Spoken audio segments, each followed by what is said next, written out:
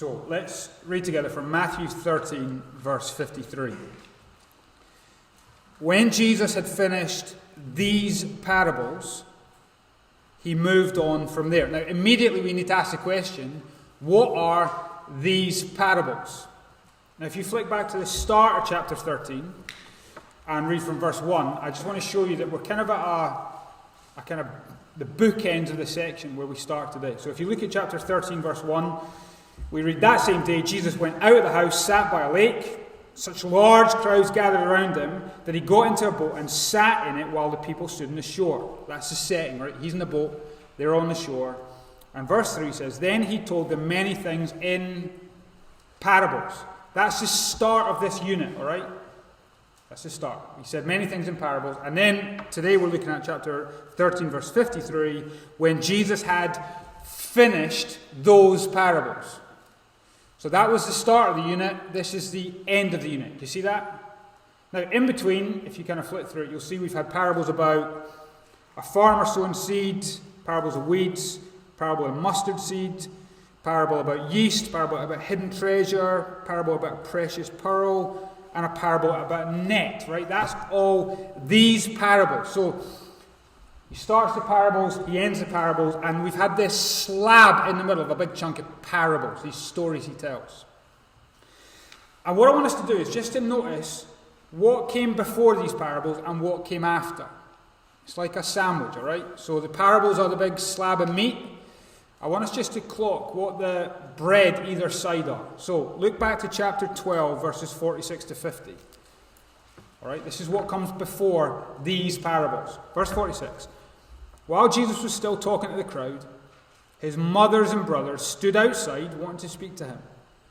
Someone told him, your mothers and brothers are standing outside wanting to speak to you, he replied to them. Who's my mother and who are my brothers? Pointing at his disciples, he said, here are my mother and my brothers. For whoever does the will of my Father in heaven is my brother and sister and mother. Do you remember that passage when we looked at it? It was the boy Mark Schenk that preached. So immediately before this slab of parables, you've got Jesus redefining who family is.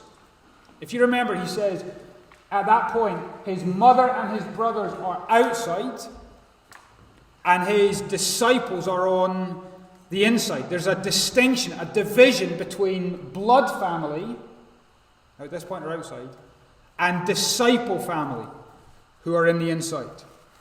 And so, just clock that, before the parables, distance from family.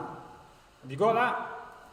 Now, we're going to get to today's section, and notice what comes after these parables. So let's read on from verse 53. You'll see why we're doing this.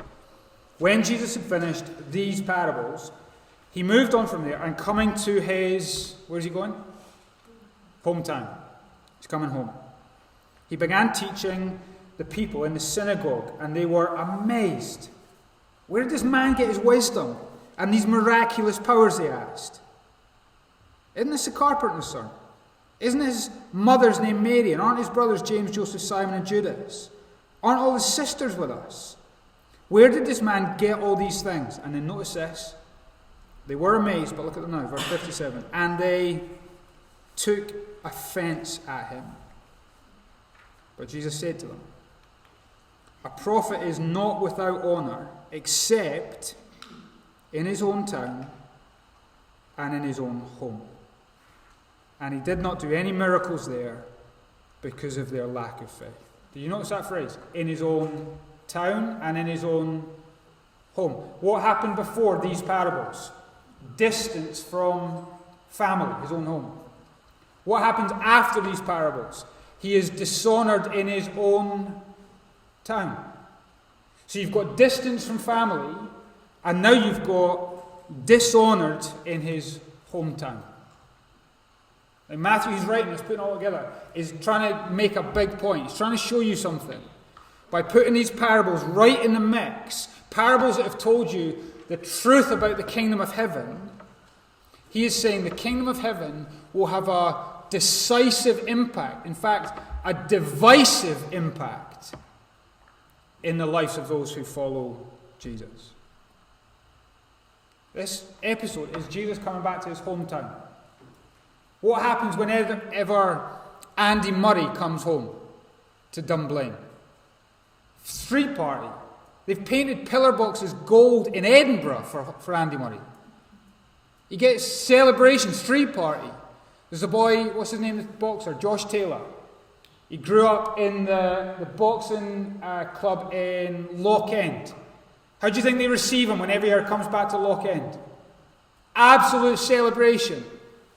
Jesus, massive wisdom, miraculous powers. How's he received in his hometown? They take offence at him. No street party, no golden post boxes. He doesn't feel at home in his own home. Now that has been the flow of Matthew's Gospel all the way through. I want us to do a little bit of flicking just to kind of show that. So come back to Matthew chapter 8. Look at Matthew chapter 8, and this is the voice of Jesus in Matthew 8 verse 20. Jesus again, he's speaking to a crowd, and he says, foxes have dens, so foxes have a home. Birds have nests, birds have a home. But, speaking of himself, the Son of Man has what? No place to lay his head. We're here today worshipping a homeless man when he was on earth.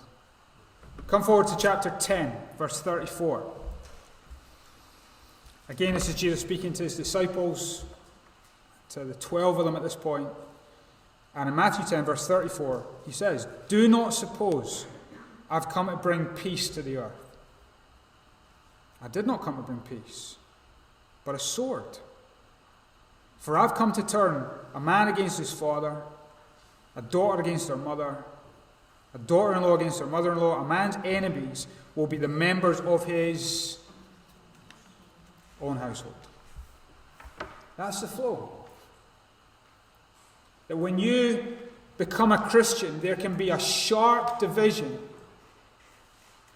a massive sword-like cut between you and your family and you and your community. That's the division that's been described by the parables in the middle. These parables, distance from family, dishonor in your hometown. That's what the parables have taught. Remember the parable of the sower? What did that tell you? The seed is a sword that divides. Same seed, different responses. And the different responses is what divides a community or divides a family. Do you remember the other parable? The parable of the pearl. The pearl had a price. And that price might cost you everything. And that everything could include your family and your community. And if you read on in Matthew's Gospel, from this point on there becomes a kind of progressive polarization, a growing wedge between Jesus and his disciples and the world. And that will only be a division that's pronounced the closer Jesus gets to the cross. Now, in writing this little book, right, in the Bible, Matthew is writing both a book to try and win over his fellow Jews to Jesus, but he's also writing a discipleship manual to hand to a church like us. And he's writing to us saying, if the king of the kingdom of heaven is distanced from his family and dishonored by his own town, what would you expect will be the experience of those who follow after him while they're on earth? If you notice the flow, this is getting ahead, stealing Kenny's thunder from next week. But at the end of chapter 13, Jesus is dishonoured in his hometown. John the Baptist next week is beheaded in prison. The big point, the headline over this is, life in the kingdom of heaven may result in distance and dishonour in your life on earth. Sobering, isn't it? Life in the kingdom of heaven may result in both distance and dishonour from those closest to you while you follow Jesus on earth. And all I want to do for the rest of our time together, maybe the next 15 minutes, is try and push that a little bit deeper. I'm not going to make any new points. I just want to try and apply this episode of Jesus' life in Nazareth to our experience of following Jesus in Graceman. And I'm going to start by speaking to those of us who are Christians, and then I'm going to finish off by speaking to you if you're not a Christian. All right? Firstly then, if you are a Christian, the first big application is, do not be surprised if you get insulted, patched, cold-shouldered, or rejected by those that you are closer to. When you walk into the office, when you stand at the school gate, when you go to a family reunion, don't be surprised if you are the awkward relationship in the room. Jesus' rejection in Nazareth sets the pattern for our rejection as we follow him. We ought to experience, we will experience, distance and dishonour. Now, some of us have already experienced that. Some of us have experienced it very keenly in the last week. Before we met Jesus, we were proper tight. We were thought of being loyal to our families. But as soon as we start following Jesus, there's a sense in which we've not felt at home in our own homes. And when those who are closest to you treat you like a traitor, you can begin to question who you have even become. Ever felt that? What's our comfort in these moments? Part of the comfort is Jesus knows. Jesus has felt that emotional agony. He's felt that crippling isolation. He has wept those tears. That's why we start with a reading from Hebrews. He can sympathize. And when there is distance between you and your family, you need to know that there is closeness between you and Christ. And when you are dishonoured by them, you need to know you are honoured by him. That's the comfort for our souls. But what's the logic that we need to have in our minds? Let me try and use the language of the parables to try and help us compute, because this is hard, isn't it? I think the Lord Jesus would look us in the eye and he would say, it is better to be at home in the kingdom of heaven and a stranger in your own home than be part of the furniture in your own home and be a stranger in the kingdom of heaven. Let me put it more positively. Better to have the pearl of great price plus nothing than have everything the world could offer but not have the pearl. Let me put it more negatively. Better to face a little bit of heat in Nazareth than to face the fiery furnace of hell. I think Jesus, as well as comforting us that he knows and helping us with that logic, he'd also encourage you to be patient. So we read the bit from before this, at end of chapter 12, where Jesus' family were outside, his disciples were inside. And I think if you're toiling with family, Jesus would look at you in the eye and he would say, be patient. At this stage, my family are outside. But when I get to the cross, my mum is really close. And in the story of the early church, my brothers are intimately involved in the life of that early Christian witness. That's one of the points of these parables, isn't it? Be patient. The harvest doesn't happen overnight. The seed doesn't become a tree instantly. The yeast doesn't spread straight away. So if you're toiling with your family, I think Jesus would say, stay faithful, turn these parables into prayers, and wait.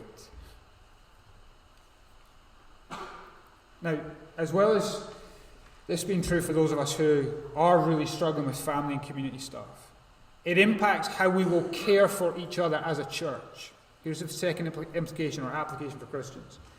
We mustn't underestimate what we are asking someone to do when we hold out to them the message of the kingdom of heaven. We're holding out to them an invitation that is potentially asking them to step away from everything. That is not a small thing.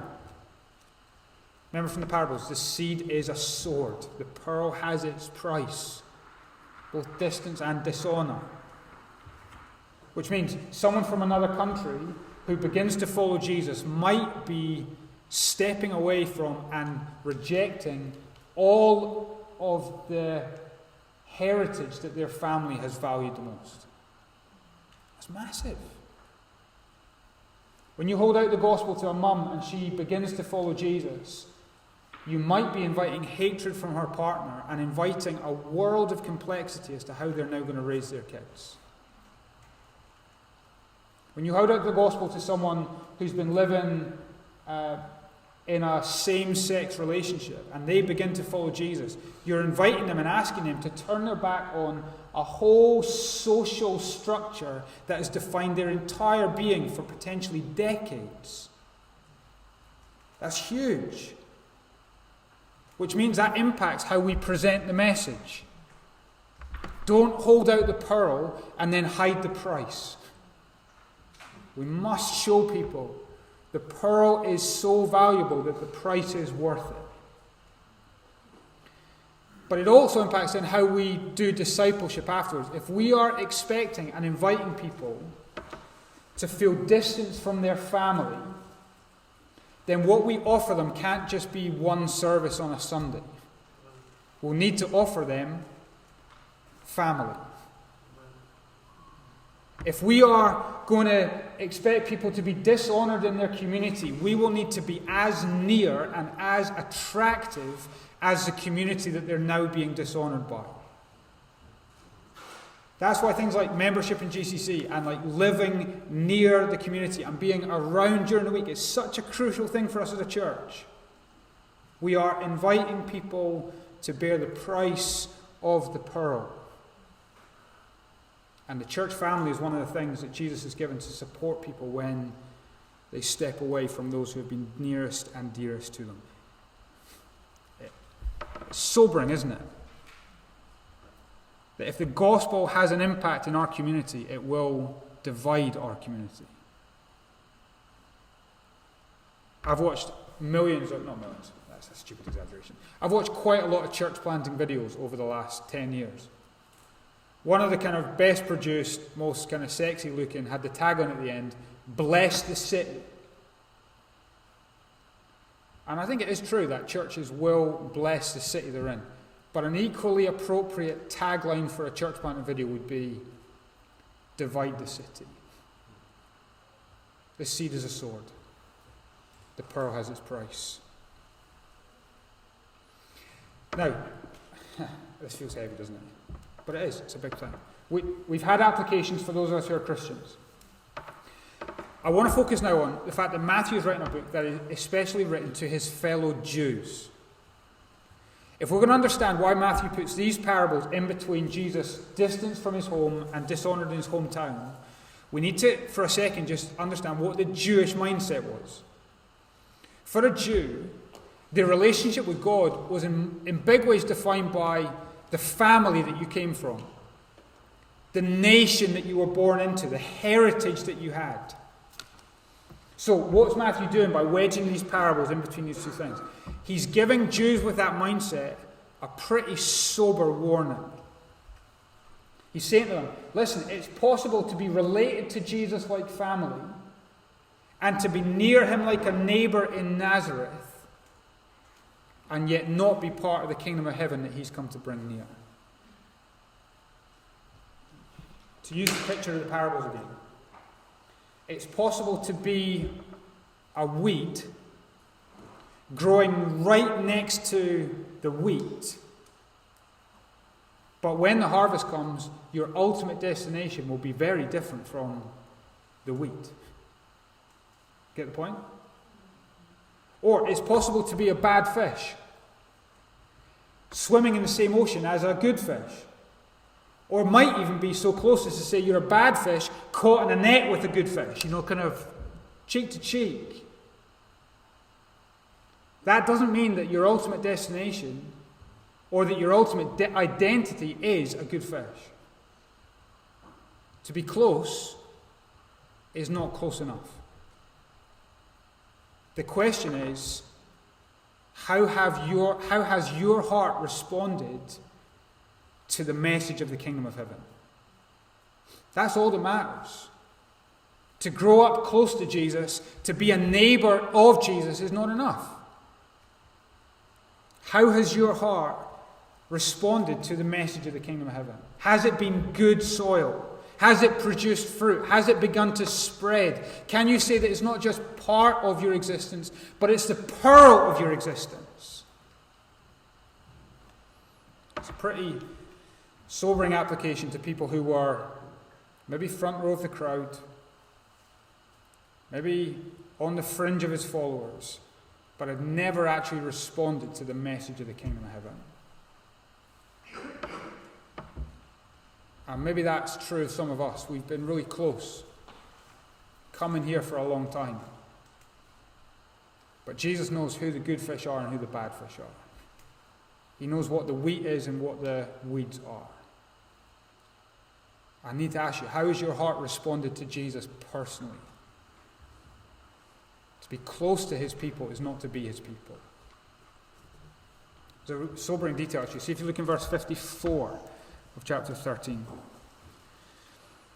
It says, coming to his hometown, he began teaching the people in their synagogue. Now, this is the last time in Matthew's Gospel. We're only in chapter 13. It's got to go all the way to chapter 28. But this is the last time in Matthew's Gospel you'll see Jesus teaching in a synagogue. It's almost as if Matthew's saying, listen, this bus doesn't stop at this bus stop again. And if you don't get on now, you may never hear the invitation of Jesus again. And so if that's you, I would say, if you hear his voice today, respond to him today. You don't know when the last time you'll hear the invitation of Jesus is. All right, final things. Let me speak to you if you are pretty clear that you're not a follower of Jesus. We're buzzing you're here. And I get that all of this stuff about fish and weeds and wheat and nets and pearls, it's pretty abstract.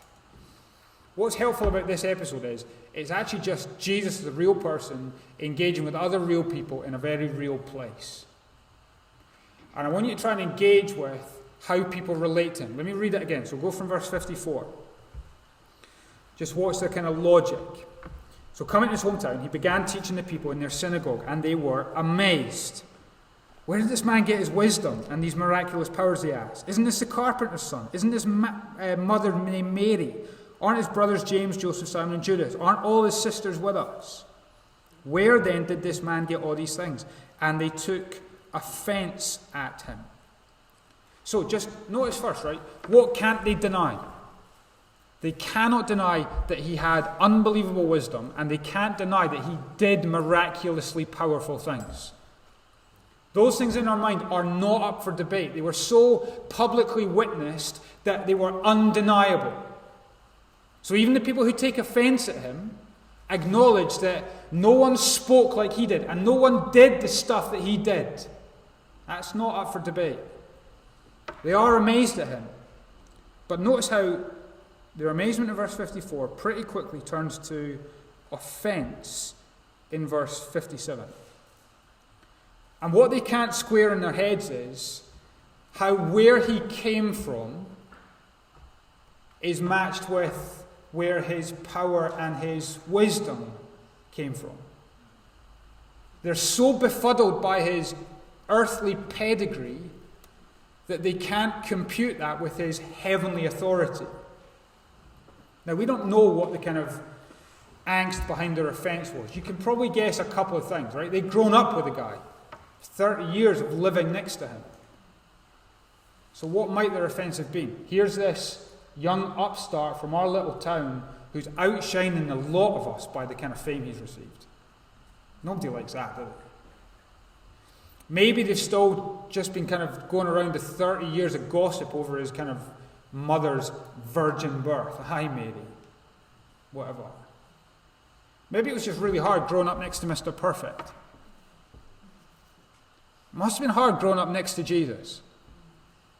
My sister got straight 1s at standard grades and straight A's at hires.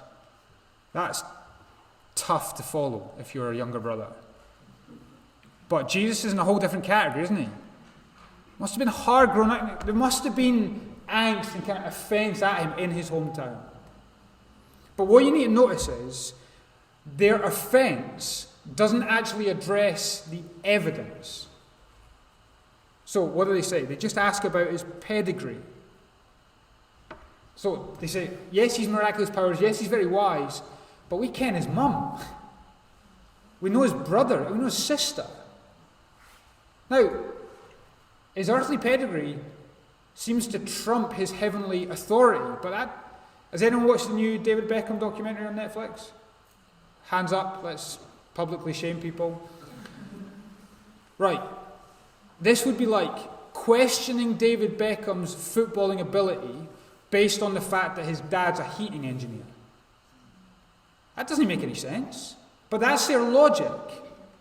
We know his dad. All I want you to notice is what they're saying is not full of reason and logic. It's often rallied against Christianity that faith is blind. But actually, you need to notice here, it's unbelief that is blind. They've seen his power and his wisdom, but the reason they don't see it is because they don't want to see it. Interesting, eh? That's why I think it says, verse 58, Jesus didn't do any more miracles here. He could have done all that he wanted, but they would not have wanted to see it. I think people are often offended at Jesus, never having scrutinized the evidence for Jesus. I think that's just the baseline for most people. I reckon for most people, they have assumed the worldview of evolution, having never read Darwin. We just assume it. But most people have rejected Jesus and taken offense at him, equally having never looked at the evidence for Jesus. I think that's probably most people in our community. And all I would kind of plead with you is go, before you take offense at Jesus, put that offense to one side and just examine the evidence for him. Maybe up to now you've rejected Jesus, never actually having looked at the evidence for him. And when people look at the evidence, like his hometown, they can't deny he was unbelievably wise and he was miraculously powerful. And everyone begins to ask, where could he get that from? Matthew's answer in this book is, yeah, he did come as a child in Nazareth, but he came as the King of Heaven. And the uniquely attractive thing about Jesus is even though he had all of that wisdom and power, he was willing to enter into the place of dishonor.